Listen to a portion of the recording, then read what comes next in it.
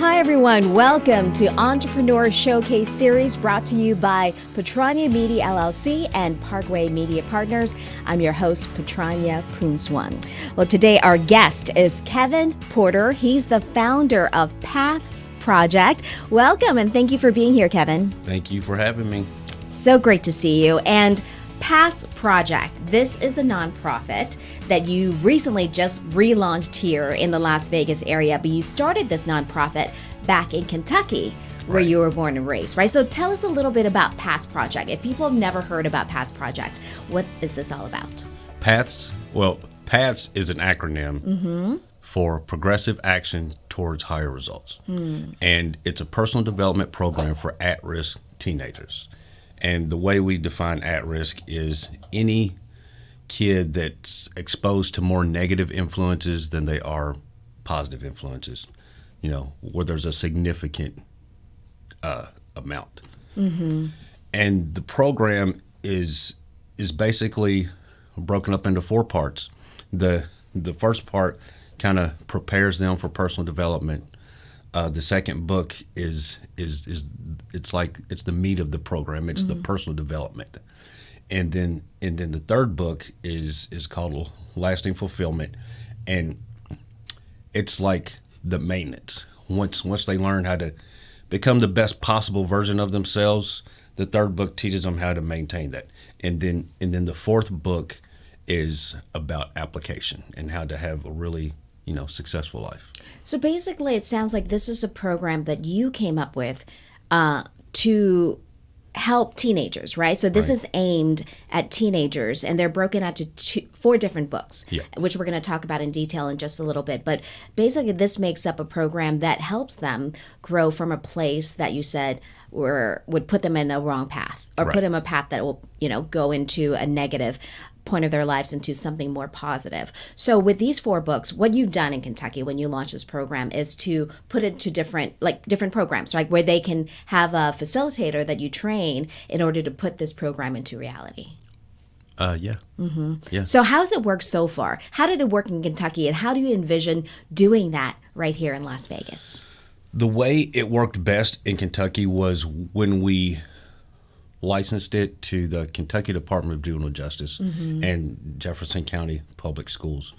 And they assigned staff members from various detention facilities to be trained by our trainers to facilitate the program to the kids at each specific facility.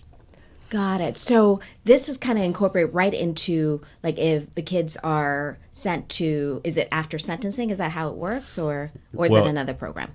It's also used. We used it once at a program called the Gentleman's Academy. That was a program set up by a police sergeant in Louisville, Kentucky, where she took all the kids under a certain age that she had arrested. Right. And she convinced their parents to let them go through this summer program. And one of the aspects of the program was for them to complete P.A.T.H Project. Yeah. So it sounds like this is something that can be incorporated into different ways to work with teenagers, right? It doesn't have to be a particular group or schools or anything. You can kind of customize it, and they can implement in the way that, with the goals that they have in mind for these kids. Yeah, it's designed to be used for prevention, intervention, and treatment. And it's so fascinating because, as you know, so many kids and teens are kind of at a path where they would be influenced in so many things.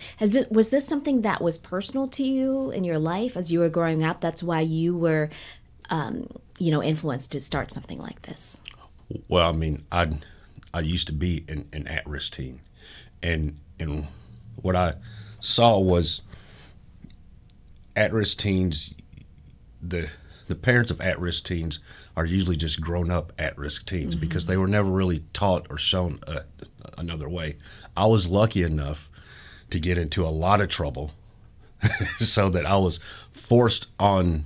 I was forced into an ultimatum.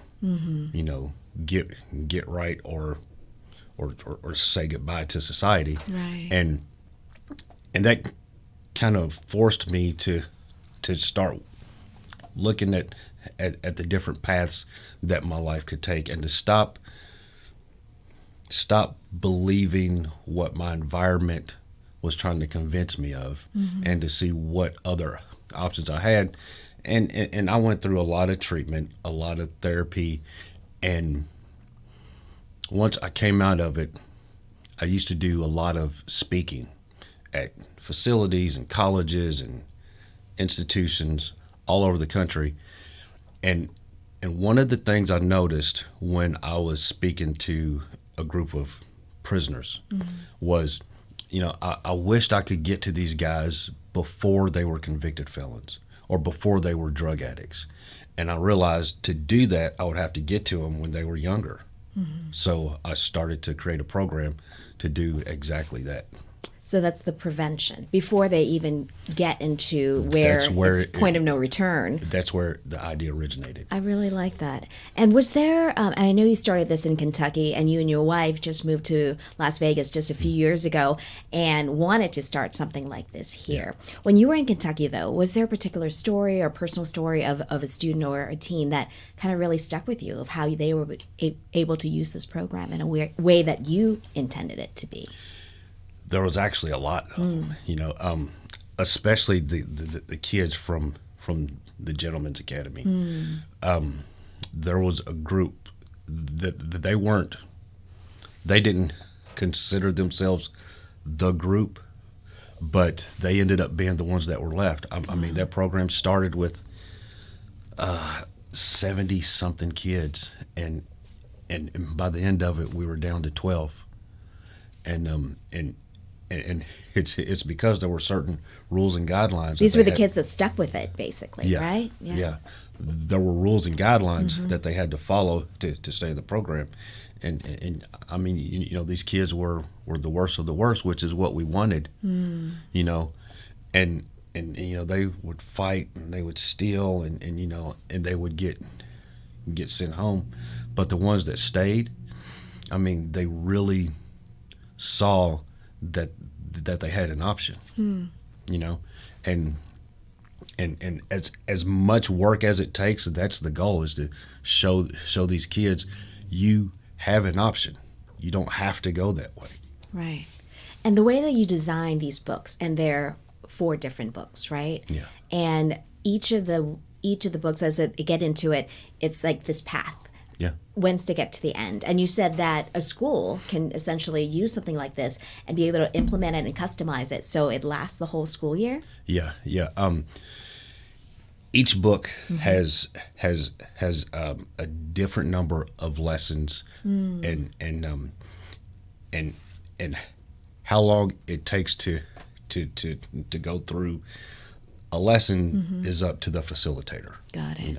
So they see the kids that they're working with, and if they're taking it more slowly, they can kind of keep it slow and grow with it. And by the way, if people want more information on this, the program itself, it's called PATHproject.com. That's the website. .org. Oh, PATHproject.org. Okay, so PATHproject.org is the name of this, is the website where people can go get more information on your program.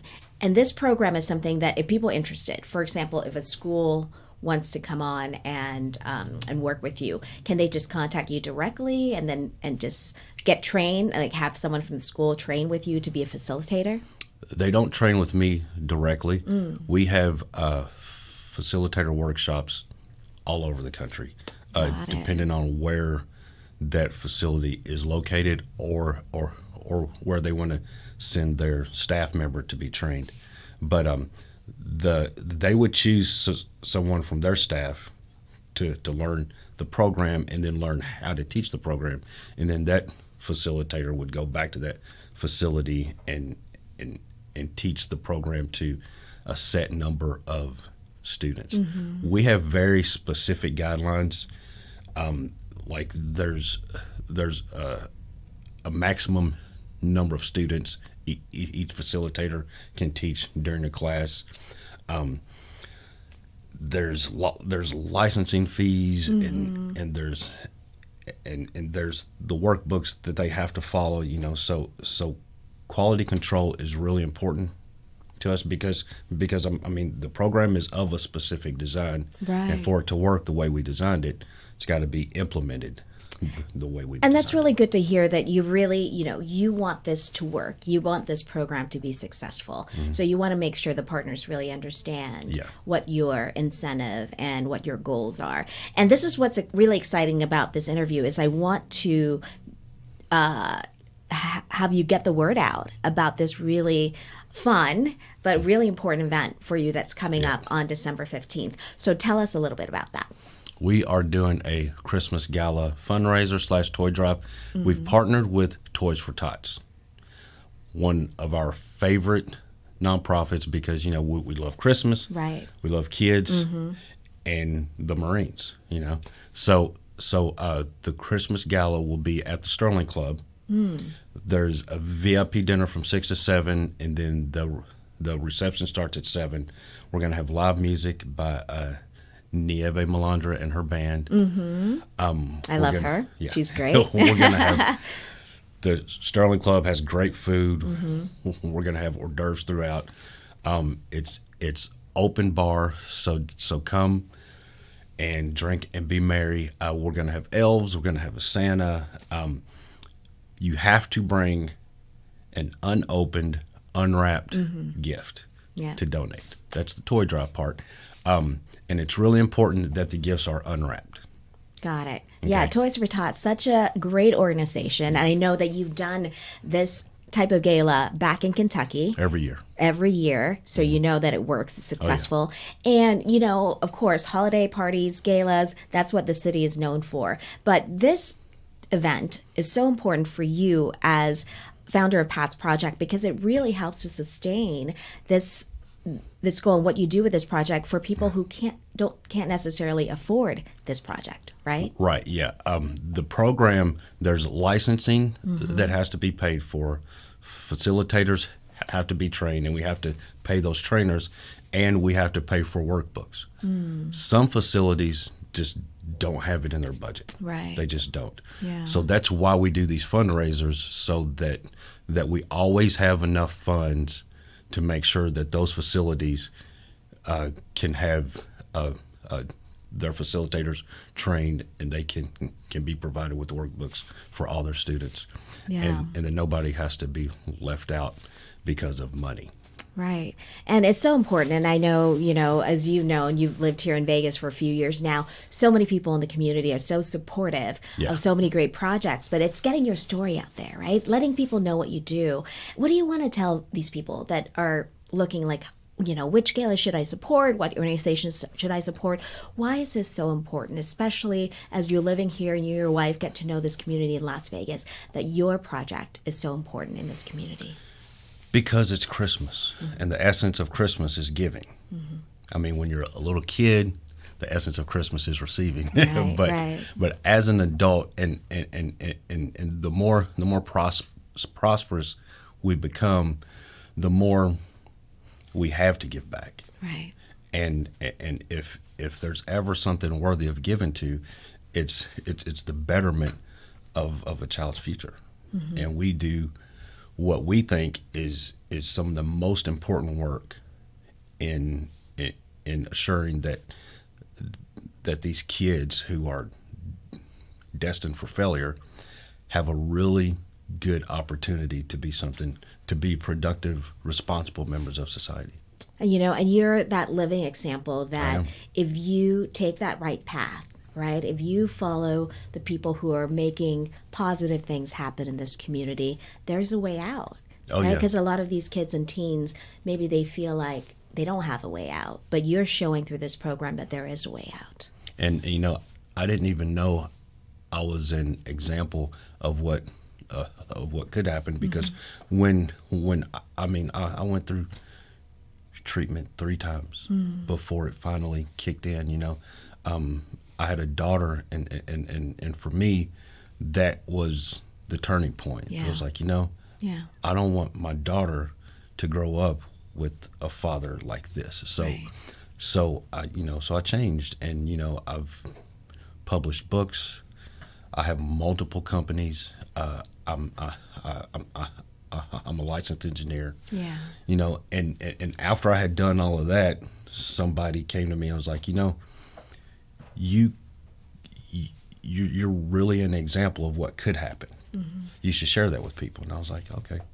Yeah. I'll go talk to your group, you know, Right. and then it just took off from there. And this just all started. And now Pat's project is up and running in Las Vegas. We have this wonderful gala. We want to put that poster up one more time of this wonderful event. It's the Christmas Gala benefiting Toys for Tots, right? It's happening on December 15th at the Sterling Club. So we have the information up there. Tickets are available now. People can go to vegaschristmasgala.com to find information and to buy tickets. And to get more information on Kevin, his work with Pat's Project, you can go to patsproject.org for more information. Any last word? What do you want to tell the community out there about you being here and just wanting to make that difference in this community? Keep your ears open, keep your eyes open, because I will be doing a few more events throughout the year.